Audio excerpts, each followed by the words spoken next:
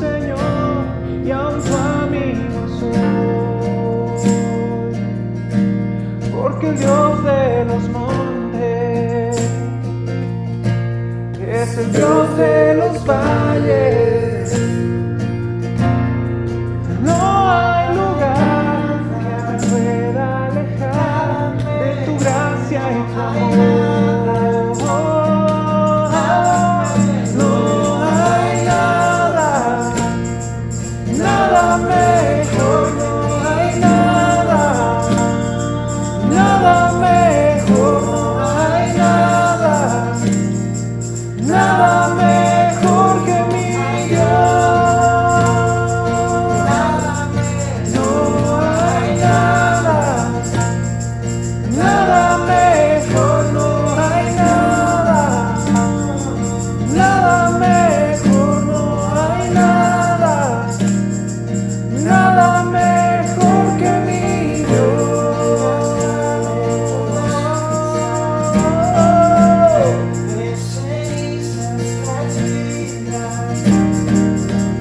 Cambias la mente en danza, de cenizas traes vida. Cambias culpa por gloria, sé que solo tú lo harás. Cambias la mente en danza, de cenizas traes vida. Cambias culpa por gloria, sé que solo tú lo harás. De las ruinas y tumbas nacen nuevos jardines, resucitas los huesos, sé que solo tú lo harás, sé que solo tú lo harás. No hay nada, nada mejor, no hay nada, nada mejor, no hay nada, nada mejor que mi Dios. No hay nada, nada mejor, no hay nada, nada mejor, no hay nada, nada mejor que mi Dios. Cambias la mente en danza, de cenizas traes vida. Cambias culpa por gloria, sé que solo tú lo harás. De las ruinas y tumbas nacen nuevos jardines, resucitas los huesos, sé que solo tú lo harás, sé que solo tú lo harás, sé que solo tú lo harás.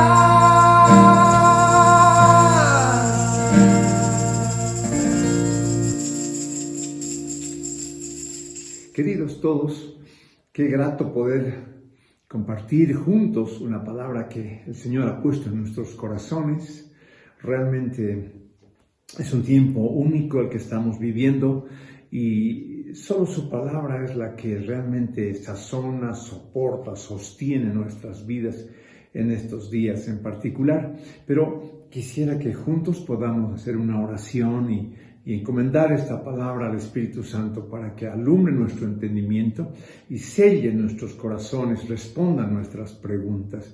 Su amor es maravilloso, su amor es precioso y no vale la pena dejar espacio, sino más bien que esto venga muy cerradito, muy lleno de su Espíritu Santo. Señor Jesús, gracias por esta tarde, por este momento. En particular, gracias porque podemos compartir de tu palabra, de tus maravillas, de lo que tú has hecho, de lo que estás haciendo y lo que harás aún, Señor. Así que nos encomendamos a ti, Cristo maravilloso, y te entregamos este momento en particular, Espíritu Santo. Inspíranos, alúmbranos, trae sabiduría, revelación sobre este momento. Gracias, Padre. Oramos en el nombre precioso de nuestro Señor Jesucristo. Amén. Amén. Amén, queridos. Estuve estudiando durante la semana, o gran parte de la semana, un poco sobre la vida de nuestro querido José, el hijo de Jacob. Jacob tuvo varios hijos, pero José es un hijo particular porque junto a Benjamín fueron los hijos que tuvo con su amada Raquel.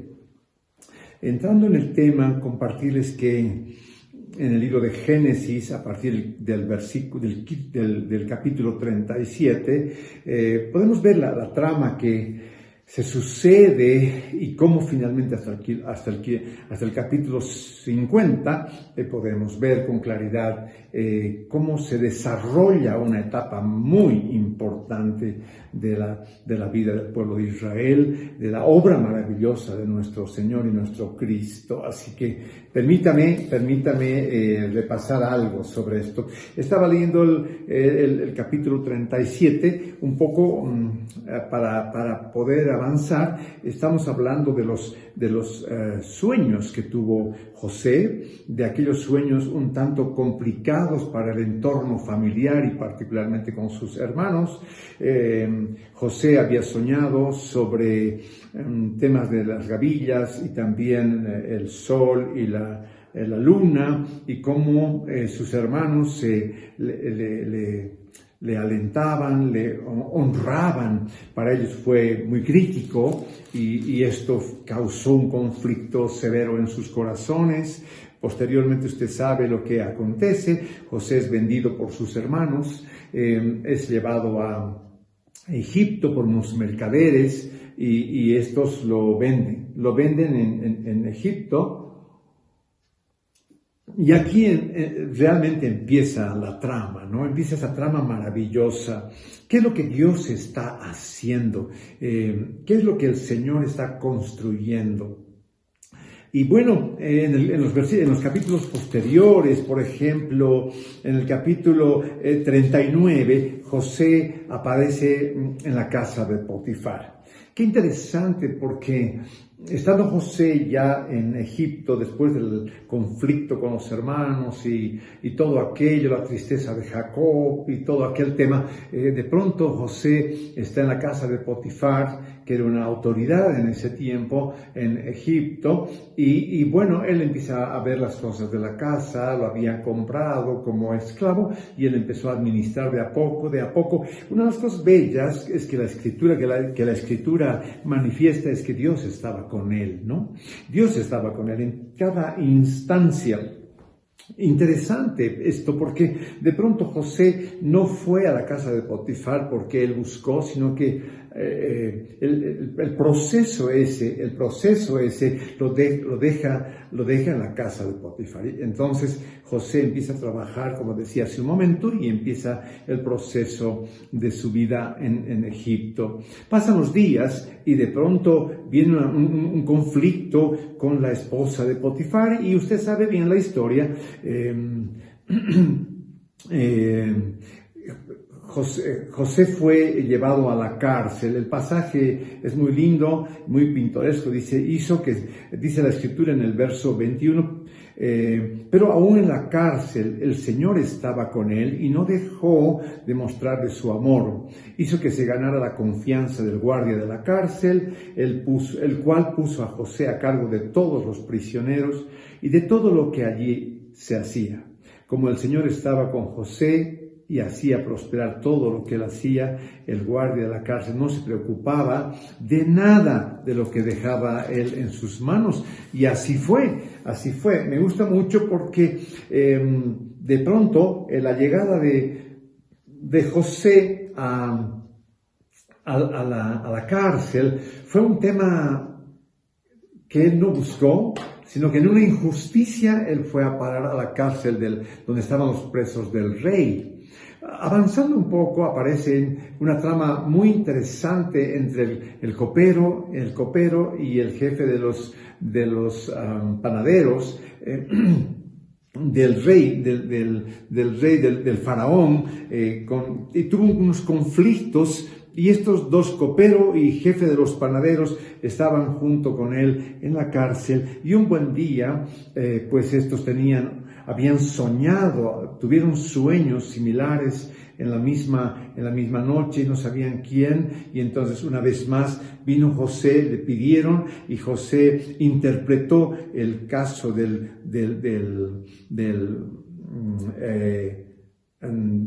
ambos, del jefe de los panaderos y también del copero. Entonces ambos recibieron sus sueños, y lo interesante es que en los pocos días, a los 3 días, se cumplió lo que José dijo.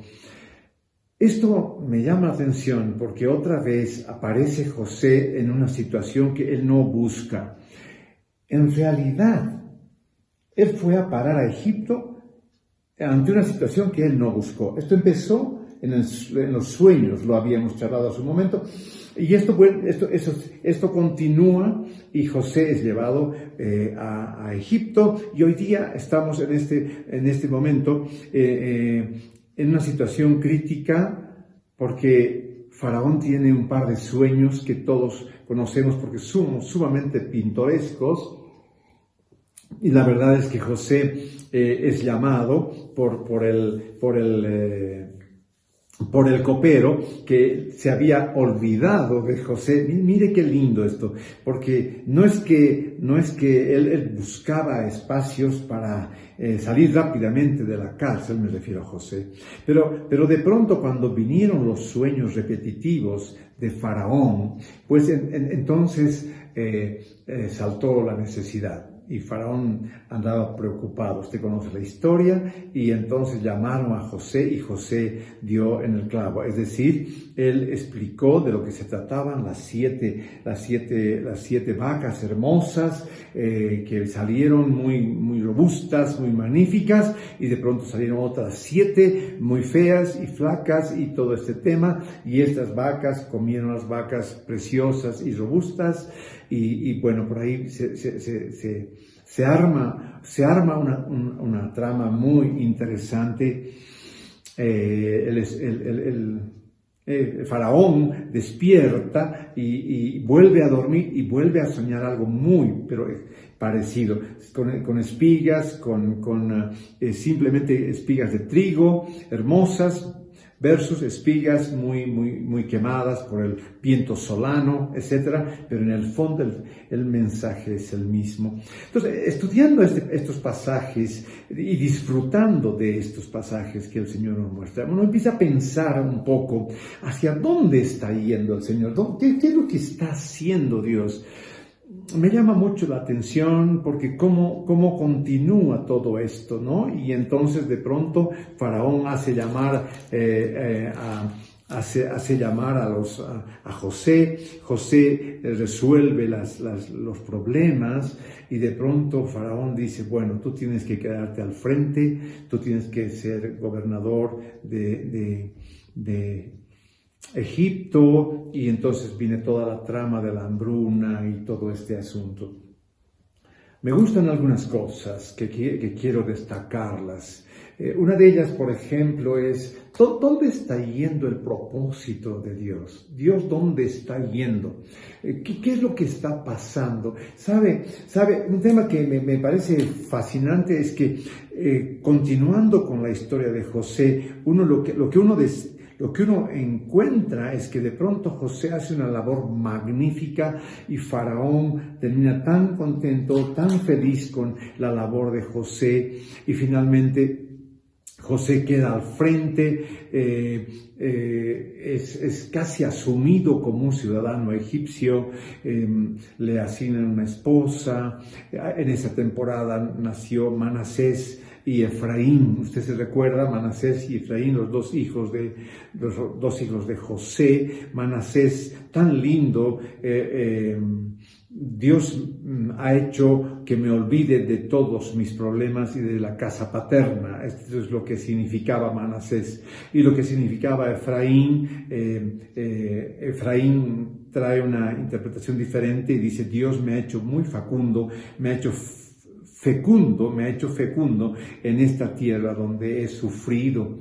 Y entonces consolida esto, y entonces viene lo que usted ya conoce, las visitas de los hermanos de José a Egipto por causa de la hambruna. Los 7 años de prosperidad ya habían pasado. José había hecho una labor magnífica, había guardado en silos, había ensilado muchísimo grano, muchísimos alimentos, y porque él sabía que lo que Dios había dicho era realmente cierto. Como que lo sabemos, cuando Dios repite algo hay que alistarse, hermano, porque sabemos que eso va a acontecer sí o sí. Y esto es lo que pasó. Entonces, de tal manera aconteció que José ya está en el segundo año de escasez, ya ha pasado la época de abundancia, y de pronto José recibe la visita de los hermanos al cabo de los 2 primeros años de la escasez, de la hambruna. No había alimentos, todos estaban guardando sus alimentos para ver si podían llegar hasta fin de año. Hasta el quinto año, ya estaba en el segundo año, hasta el quinto año.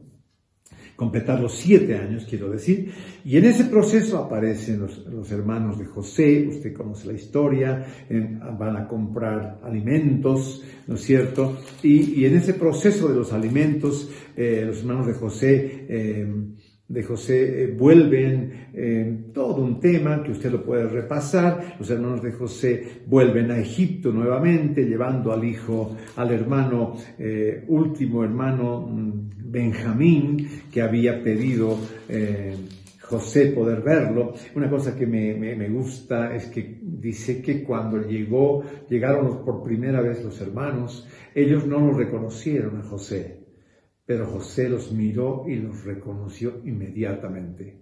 ¡Qué cosa tremenda! José era como un ciudadano egipcio.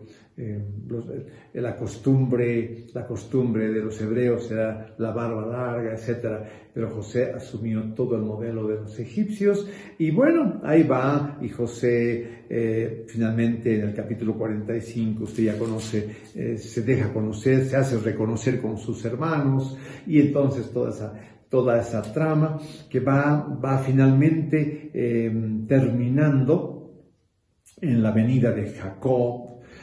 Y pues dice la Escritura que eran 70 personas las que vinieron de Canaán, porque en Canaán vivían en calidad de extranjeros, pero con todo el proceso que hemos revisado a vuelo de pájaro, realmente nos damos cuenta que llegó un momento tan crítico de los alimentos, y cuando José se descubre a sus hermanos y todo el tema, pues finalmente ellos van a vivir a Egipto.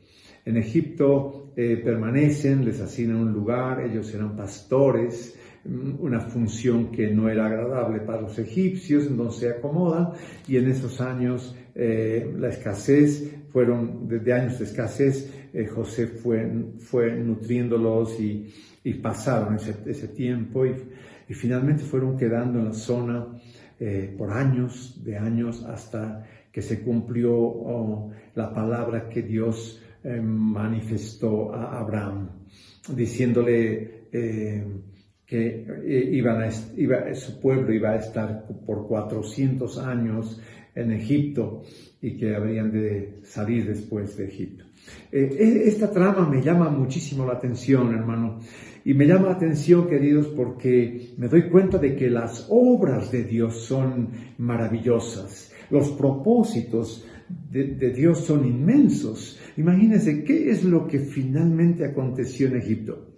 Lo que aconteció es que Egipto se convirtió como el nido donde el Señor hizo crecer su pueblo Israel. 70 personas fueron a parar en Egipto y a los 400 años eran millones. ¿Cuál fue el propósito? En realidad, el Señor hizo nacer Israel en medio de un pueblo llamado Egipto. ¡Qué tremendo! Y la trama se armó a través de un joven llamado José, que fue por delante de sus hermanos, como él mismo lo decía, y preparó todo el camino, de forma que cuando llegaron los 70 se acomodaron y empezaron a vivir, y así generación por 400 años, y el resto ya compete a la salida de Egipto a través del liderazgo de Moisés. Me gusta muchísimo.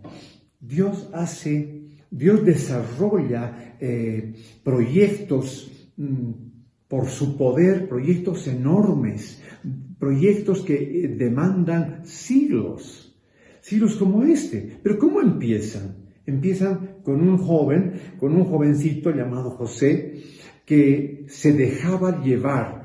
Él no fue a la casa de Potifar, sino que lo llevaron como para ser vendido, lo llevaron y fue vendido a Potifar. De tal manera que él no buscó aquello, pero cuando llegó a casa de Potifar, él asumió, lo aceptó y empezó a trabajar.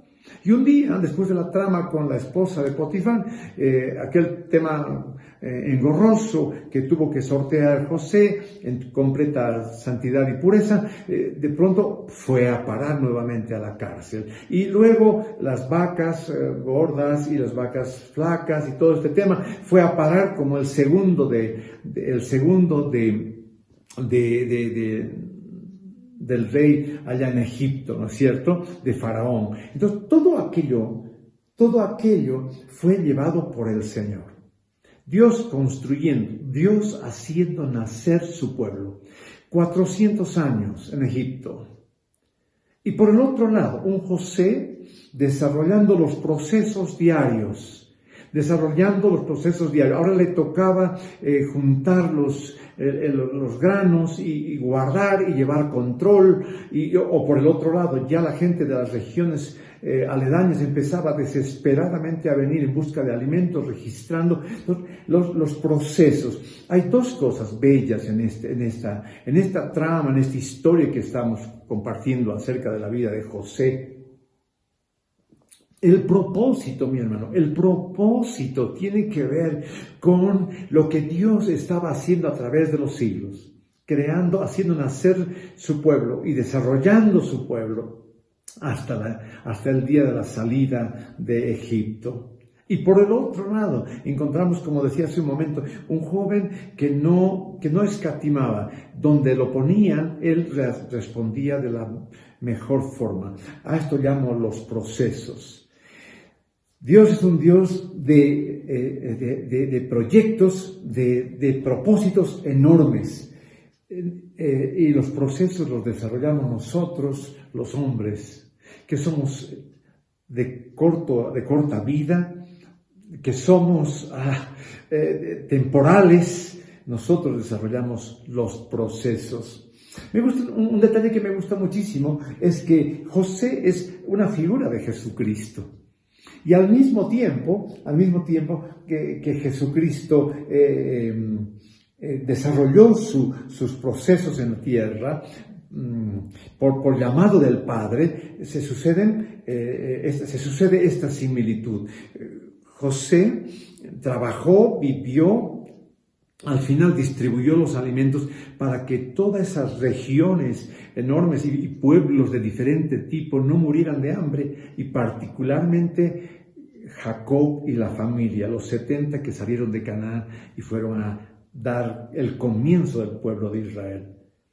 Por otro lado, ¿por qué digo que José es una figura de nuestro Señor Jesucristo? Porque nuestro Señor Jesucristo murió en la cruz para salvar la vida de todos nosotros, para darnos vida y vida en abundancia. Sin Él estaríamos perdidos y habríamos de perdernos, digamos así. Así que la humanidad ha sido salva por la labor de nuestro Señor Jesucristo. Me gusta esto, me gusta porque hay una cierta similitud. Quiero avanzar. Debemos saber que somos eslabones. Cuando veo la obra majestuosa de Dios, construyendo un pueblo por siglos, pero al mismo tiempo veo eslabones. Nosotros los hombres somos pequeños eslabones que vamos desarrollando los procesos de Dios. Y ahí veo a un José que no rechazaba los procesos. Yo a veces me he sentido rechazando los procesos de Dios, rechazando aquello que Dios pone delante mío y no aceptándolo, porque en realidad debemos saber que somos eslabones nada más, tramos cortos. En nosotros hay espacios pequeños, 70, 80 años, no sé cuánto, pero la verdad es que la pregunta que yo me hago es cómo respondemos a los procesos que nos han sido dados a nosotros. Los propósitos de Dios normalmente nosotros no los vemos, pero sí tenemos la capacidad de decir sí a los procesos de los propósitos que Dios está desarrollando, o podemos decir no. Esto para mí ha sido una pregunta muy importante estos días. ¿Hasta dónde yo estoy abierto a desarrollar los procesos que Dios tiene para conmigo en su gran proyecto? Si queremos, si deseamos, si aceptamos, si somos eslabones abiertos para Dios, entonces nosotros también somos parte de esos procesos y de esos propósitos maravillosos que Dios tiene con la humanidad. Si nosotros de alguna manera rechazamos, no producimos para el Señor ningún tipo de pérdida. Nosotros somos los que perdemos. Porque en esos propósitos, en esos procesos como los que había vivido José, es que nosotros como hombres y mujeres levantamos gloria para Dios si estamos obedientes, si estamos apercibidos de que aquello procede de Dios y nosotros los tomamos y los trabajamos. No puedo dejar de pensar en cuán grato es para Dios cuando por generaciones los corazones han sido dispuestos como el corazón de José y ha desarrollado los procesos. Y son generaciones. Leí el otro día un pedacito de la vida de un hombre muy precioso en estos años, un predicador muy conocido, y él hacía mención a que su abuelo, a principios de los primeros años del siglo anterior, sus abuelos eran creyentes, bautizados en el Espíritu Santo, con dones de lenguas y profecías. Yo me sorprendí cuánto gozo trae para Dios cuando los procesos que vienen a nuestras vidas, nosotros los tomamos, los aceptamos y los trabajamos. Y también cuán triste para nosotros los hombres que somos decía ya hace un momento, de corta vida, cuando nosotros no los aceptamos, vamos a sufrir pérdida, como decía el apóstol Pablo. Recordaba el caso de Sansón. Sansón venía con un propósito muy claro, muy magnífico, pero él tomó salió un poco del camino, volvió a entrar, etc. Al final el Señor concluyó con los propósitos y todo bien. Pero Sansón tuvo que vivir pérdida. Quiero animarle y quiero animarme yo, hermano. Quiero tener ese corazón como el de José, abierto a todos los procesos en los cuales Dios quiere que yo participe, que yo los pueda reconocer, que yo los pueda asimilar, que los pueda llevar de manera prolija, así como me enseña la vida de José, de tal manera que yo pueda ver lo que no se ve, Qué cosa tremenda. Mi propósito, hermano, es hacer bien mi segmento. Su propósito es trabajar bien su segmento, porque tenemos espacios, como dije varias veces, cortos. Mis deseos por las cosas terrenales, mis deseos por el éxito, mis deseos por tanta marco de comodidad que asumo para vivir, o aquello. Esto es lo que a mí, o lo que al hombre hoy día le trae más conflicto. Y podemos perder aquello que el Señor tenía preparado, esos procesos preparados para nosotros. Estaba pensando en Habacuc. Habacuc tiene una conversación, el profeta tiene una conversación con el Señor, reclama dos temas y el Señor amorosamente le responde. Cuando el Señor le respondió a Habacuc, la respuesta de Habacuc fue, ya no tengo más que preguntar, ya Dios me ha respondido y ya sé que este es un tema de Dios, y en cuanto a mí, dice Habacuc, por la fe he de vivir. Y haciendo un giro al rostro me da la impresión, mira el corral, no había ovejas, no había vacas, no había cosecha, y él dice, con todo voy a permanecer en el Jehová.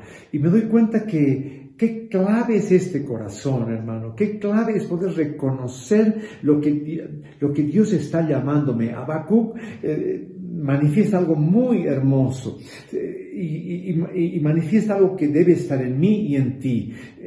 Habacuc dice, se trata de lo que Dios está haciendo. Remontémonos por un momento a José. Imagínese el momento de la cárcel. Imagínese usted el momento incómodo con la esposa de Potifar. Imagínense el momento de ser sacado de la cisterna seca y ser vendido. Imagínese un muchacho adolescente, queda sin papá y va a parar no sabe con quién. Imagínese todo esto, hermano, por un momento.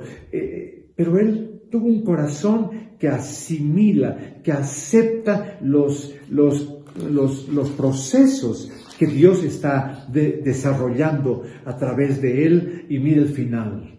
¡Qué fantástico!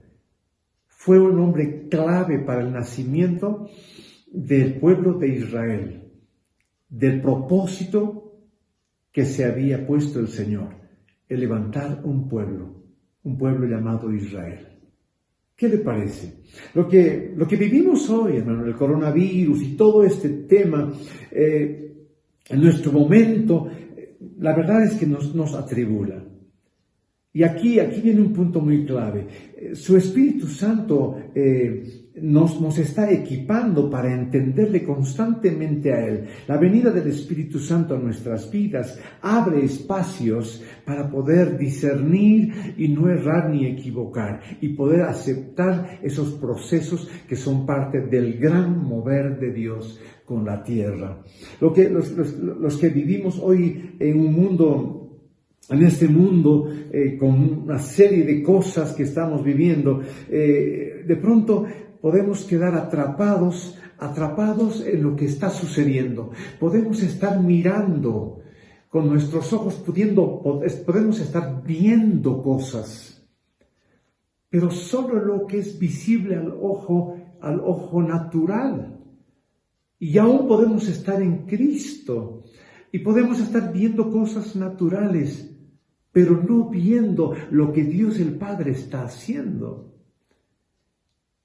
Yo creo que uno de los detalles bellos de José es poder haber visto lo que Dios veía.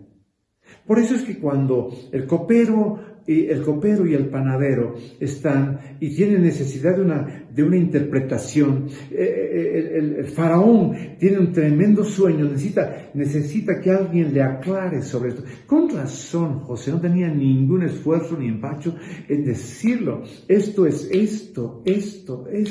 ¿Por qué? Porque él iba llevando los procesos los procesos que le correspondían a él con gozo y con alegría. Entonces podía ver lo que Dios estaba viendo.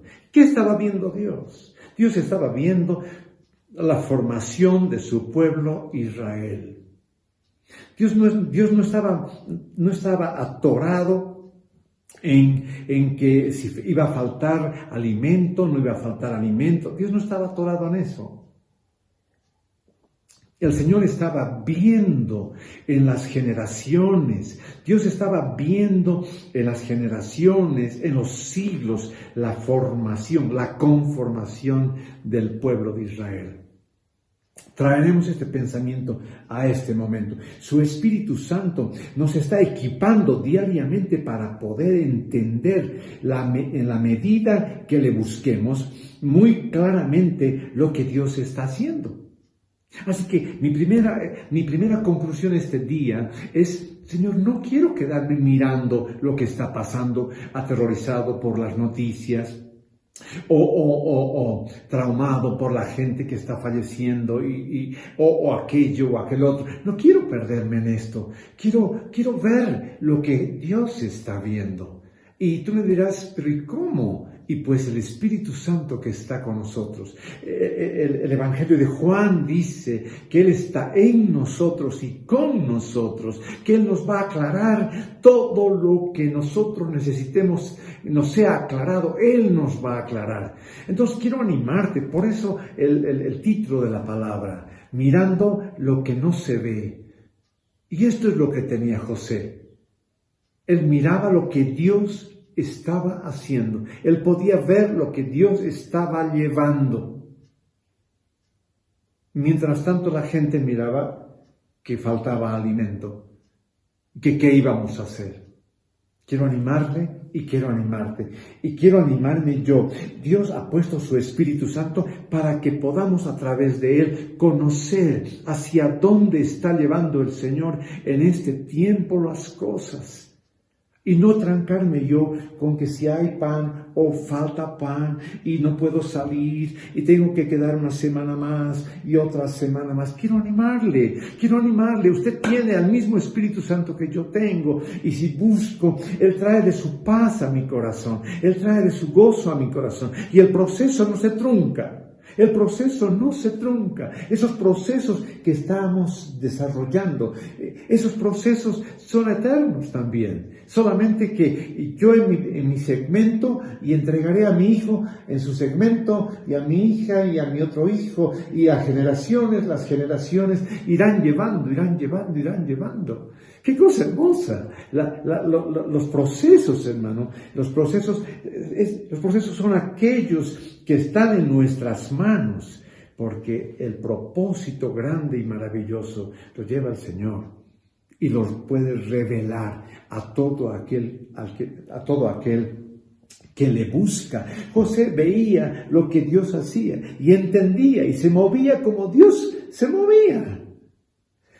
Esa es la razón por la cual él no resistió a ninguna posición. Entonces mi pregunta es, ¿qué miras? Roger, ¿qué estás mirando? ¿Lo que se ve a los ojos? ¿O estás mirando lo que Dios está llevando? ¿Se ha fijado? Uno de los elementos importantes de esta pandemia, de esta cuarentena, de esta pandemia, es, puedo discernir, veo corazones más sensibilizados. Así como hay gente con segmentos de corazones más duros, más endurecidos. Hay muchos con corazones más sensibilizados, corazones suaves, corazones dispuestos, corazones que ponen sus monedas, juntan y llevan a otro barrio. Y de pronto te ayudo, te mando y más aún podemos orar y ¿qué es esto? ¿Me puedes explicar? ¿Por qué? Porque esos corazones están sensibilizados y parte de lo que Dios está haciendo en este tiempo es esto. Verdaderamente los corazones sensibilizados, los corazones quebrantados, son esos corazones que tenían aquellos hombres y mujeres que cuando nuestro Señor Jesús vino a la tierra, les recibieron. La palabra nos enseña que los más conocedores del tema fueron los que más le rechazaron.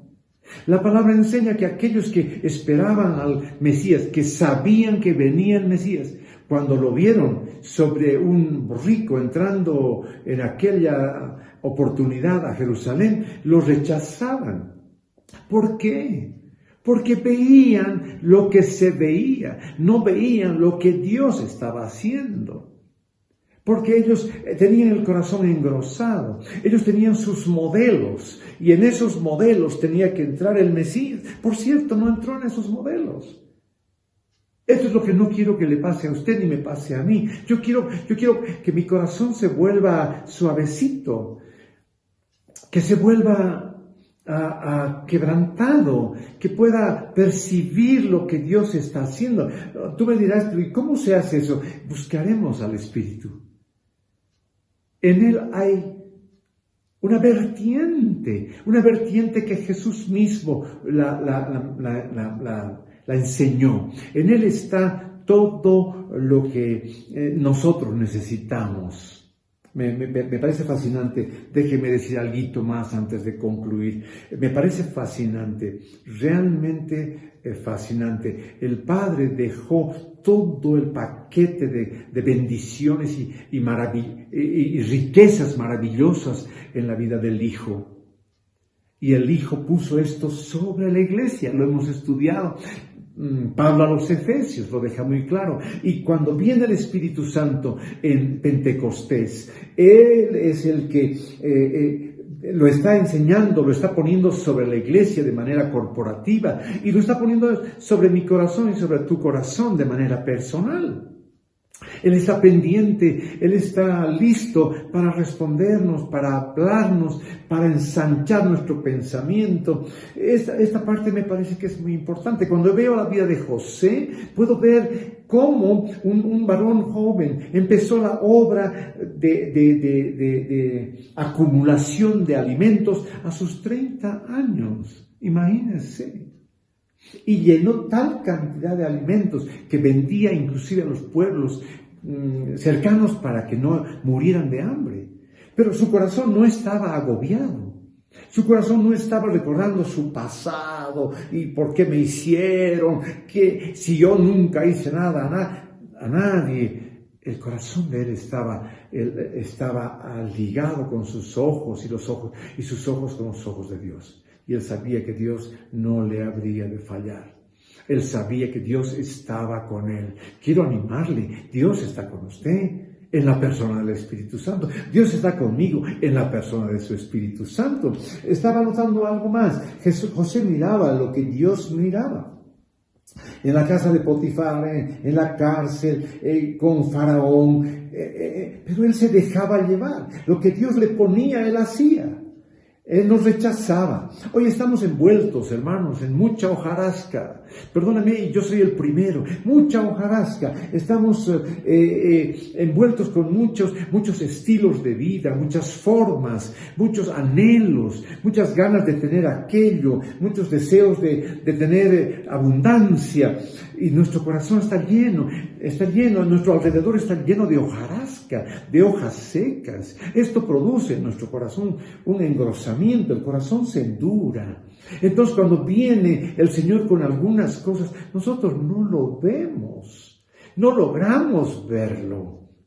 Y esto es lo que me hace temer. Yo quiero animarle y quiero animarme yo a humillarnos delante de Dios una y otra vez. Y que fluya el Espíritu Santo y empiece a desarrollar en nosotros lo que Dios está haciendo, lo que Dios está mirando. ¿Qué es lo que tú tienes que hacer? ¿Cuál es tu segmento? ¿Cuál es, decía yo usando una palabra, cuál es el proceso que te toca a ti llevar en esta tu generación y que vas a pasarlo a tus hijos? Y tus hijos a sus hijos hasta la venida del Señor. Hay mucho de esto hoy día. Son ese tipo de cosas que la humanidad ha ido desarrollando en los últimos no sé si 80 o 100 años, o tal vez solo 60 años. Muchas cosas, la tecnología, el estatus, una serie de elementos que engrosan nuestros corazones y no nos dejan ver lo que Dios está viendo. Igualmente Jesús vino y no le conocieron, como lo dije hace un momento, y aún los fariseos y otros, solo los quebrantados. Yo quiero alcanzar ese nivel. Yo quiero participar de aquellos, los quebrantados de corazón, porque no es con conocimiento que se reconoce lo que el Señor está haciendo, es con el corazón. La mente sirve es como un sedazo. La mente es como un sedazo. Yo puedo ver cosas muy de Dios, pero si en mi mente no están claramente estipuladas, yo puedo hasta rechazarlo. Esto es muy tremendo. Esto es muy tremendo. Los avivamientos, cuando repasamos los avivamientos del pasado, claro, todo parece muy liso, muy limpiecito, pero había muchas cosas y de pronto mucha gente percibía que había algo de Dios, pero su mente le decía, no puede ser. Eso no está escrito en otros avivamientos. Entonces rechazábamos. Imagínense, nuestro corazón, por nuestro corazón, es que por nuestro interior, el Espíritu que mora en nosotros, es que nosotros podemos reconocer lo que Dios está mirando y lo que Dios quiere que miremos, para que permanezcamos en nuestro proceso hasta el final de nuestro espacio y luego a la siguiente generación. Quiero animarle. Y quiero animarme, quiero quebrantar mi corazón, quiero humillar mi corazón delante de Dios y poder ser tan sensible, tan perceptible a lo que Dios ha puesto en mi generación y en mi tiempo. Termino, hermanos. Solo los quebrantados de corazón logran reconocerlo. Los propósitos de Dios son grandes y maravillosos, pero están trabajados por procesos pequeños que los hombres llevamos. Me gusta mucho Nicodemo y cierro. Nicodemo alcanzó a mirar un poquito del proceso de su propia vida. Cuando él le dijo, se encontró con el Señor Jesús y le dijo, vengo a verte porque tú no eres como tantos. Tú tienes algo que viene de Dios. Por eso haces esas cosas que haces. Casi como diciéndole, estoy sorprendido. ¿Qué tienes de Dios tú para que estás haciendo esas cosas tan hermosas y tan bellas? Pudo pescarlo, aunque él era parte del Sanedrín, pero lo pudo pescar. Quiero animarte, hermano mío. Quiero animarme yo a poder pescar aquellas cosas que son de Dios y que yo puedo verlas como Él las está viendo. Pero para esto quiero despojarme de toda hojarasca, de todo corazón engrosado, de toda superioridad, de toda mente que corta las revelaciones divinas. Quiero hacerme como un niño para abrazar y agarrar el reino de Dios. Bendito sea el Señor. Deseo que el Señor te bendiga. Concédeme un instante para orar. Bendito Jesús, revela esta palabra, fortalece esta palabra en nuestros corazones. Haz posible que podamos mirar lo que tú miras y así como José poder caminar mirando lo que tú miras, lo que no se ve con los ojos naturales. Te doy gracias, Padre, en el nombre de Jesucristo, en el poder de tu Espíritu Santo. Muchas gracias. Amén. Amén, hermanos.